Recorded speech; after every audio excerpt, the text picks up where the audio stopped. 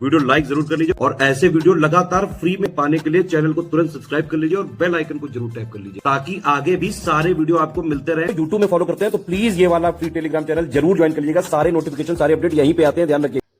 Hello दोस्तों, exam preparation में मैं प्रियंका एक बार फिर से आप सभी का स्वागत करती हूँ।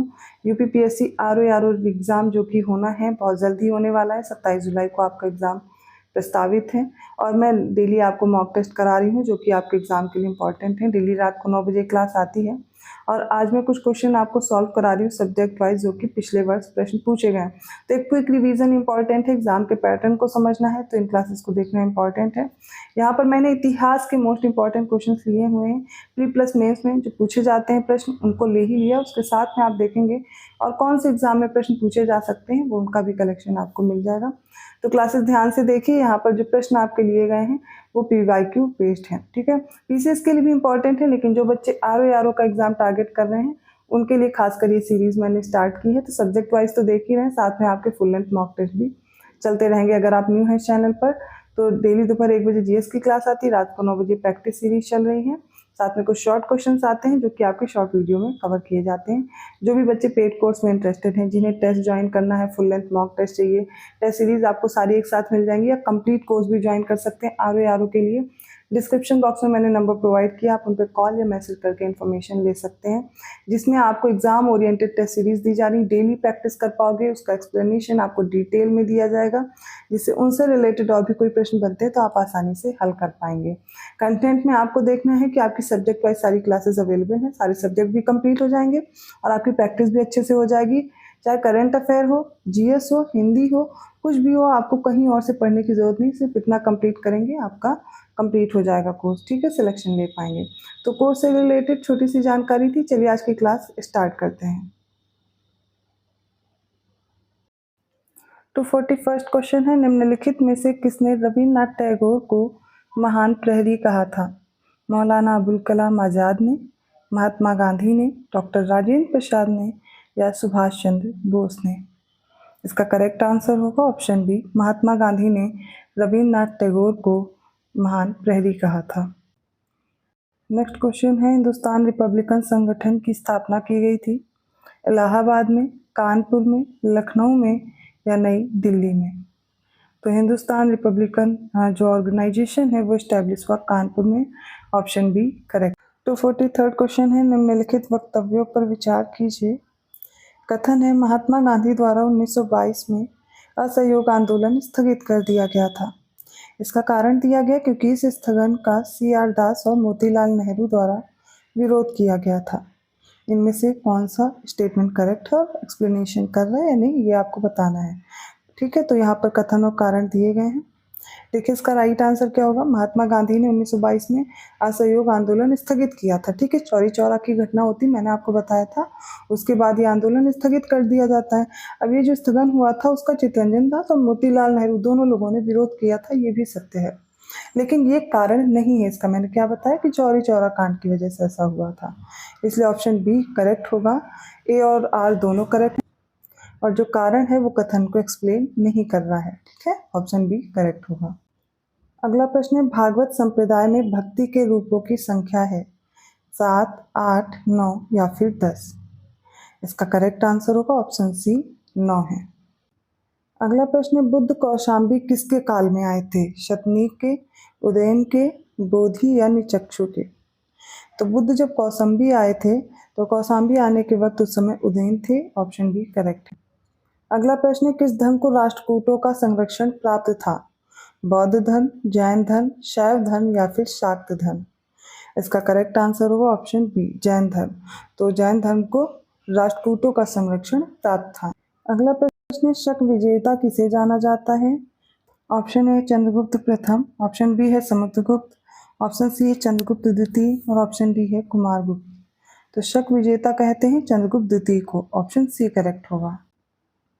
अगला प्रश्न है, बेरोजगारों की सहायता के लिए दिल्ली के निम्नलिखित सुल्तानों में से किसने रोजगार कार्यालय की स्थापना की थी? बलबन ने, अलाउद्दीन खिलजी ने, मोहम्मद बिन तुगलक ने या फिर फिरोज शाह तुगलक ने? इसका राइट आंसर है ऑप्शन डी फिरोज शाह तुगलक ने। अगला प्रश्न है, निम्नलिखित मध्ययुगीन शासकों में से कौन एक उच्च शिक्षित था? बलबन, अलाउद्दीन खिलजी, इब्राहिम लोदी या फिर शेरशाह।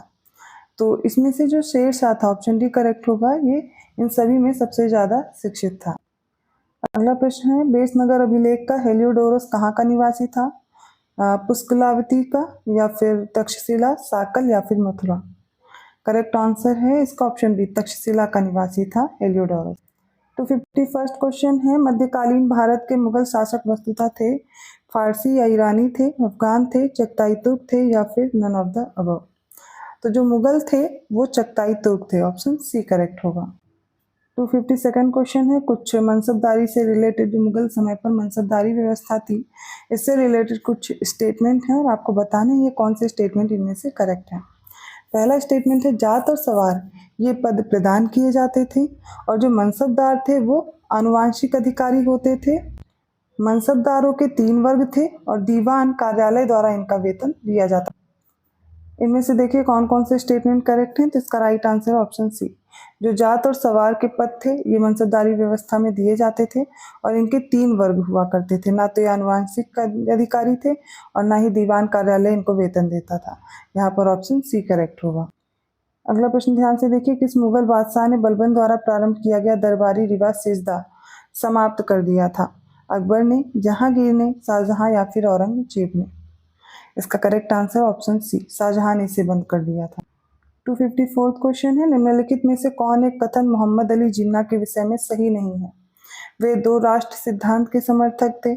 ऑप्शन बी, उन्होंने 1940 के मुस्लिम लीग के लाहौर के वार्षिक अधिवेशन की अध्यक्षता की थी। सी है, उन्होंने असहयोग आंदोलन में भाग नहीं लिया था। और डी है, वे सदैव डायरी रखते थे। यहाँ पर पूछा गया कौन सा इनकरेक्ट ऑप्शन है, कौन सा सही नहीं है, वो ऑप्शन डी होगा। बाकी तीनों स्टेटमेंट उनसे रिलेटेड हैं, सही दिए गए हैं। अगला प्रश्न है इंकलाब जिंदाबाद का नारा किससे संबद्ध है?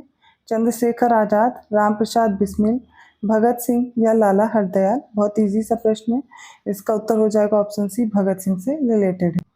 अगले प्रश्न में पूछा गया है निम्नलिखित में से किस महिला क्रांतिकारी ने दीक्षांत समारोह में अपनी उपाधि या डिग्री लेते समय गवर्नर जनरल था, जो अंग्रेज गवर्नर जनरल या फिर कुलाधिपति था, उस पर गोली चलाई थी। यहाँ पे गवर्नर है, ठीक है, जो कुलाधिपति था। शांति घोष, सुनीति चौधरी, बीना दास या कल्पना दत्त जोशी। इसका राइट आंसर है बीना दास। तो बीना दास अपने दीक्षांत समारोह में जब वो डिग्री ग्रहण कर रही थी उस समय गवर्नर को उन पर गोली चला दी थी, ठीक है। इस प्रश्न में पूछा गया 1857 के निम्नलिखित क्रांतिकारियों में से किसका वास्तविक नाम रामचंद्र पांडुरंग था?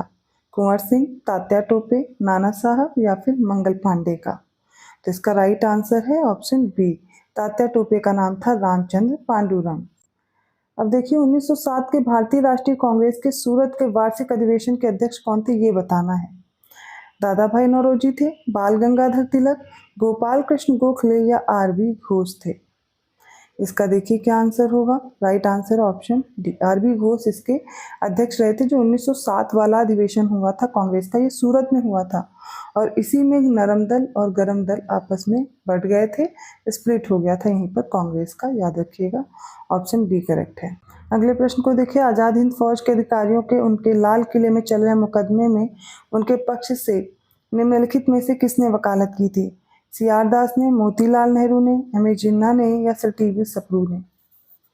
इसका राइट आंसर है option D, sir TB. Sapru ने इसकी वकालत की थी, जो कि आज़ाद हिंद फौज के अधिकारियों पर मुकदमा चल रहा था लाल किले पर।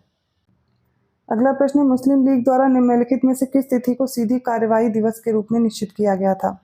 15 अगस्त 1946 को, 16 अगस्त 1946 को, 17 अगस्त 1946 या 18 अगस्त 1946 को। इसका राइट आंसर है ऑप्शन बी, 16 अगस्त 1946 को प्रत्यक्ष कार्यवाही दिवस के रूप में मुस्लिम लीग ने मनाया था। तो आज का ये सेट कंप्लीट होता है। होप आपको क्वेश्चन समझ में आएंगे। किसी भी क्वेश्चन में डाउट है आप कमेंट करके पूछ सकते हैं। वीडियो अच्छा लगा तो लाइक जरूर कीजिए, चैनल को सब्सक्राइब कर लीजिए अभी तक नहीं किया है। पेड कोर्स के लिए नंबर्स आपके सामने हैं, इन पे आप कांटेक्ट करके अपने एग्जाम की प्रिपरेशन स्टार्ट कर सकते हैं। व्हाट्सएप मैसेज या कॉल के थ्रू आपको जानकारी दे दी जाएगी। मैं मिलती हूँ ऐसे इंपॉर्टेंट क्वेश्चंस के साथ नेक्स्ट वीडियो में। तब तक के लिए धन्यवाद।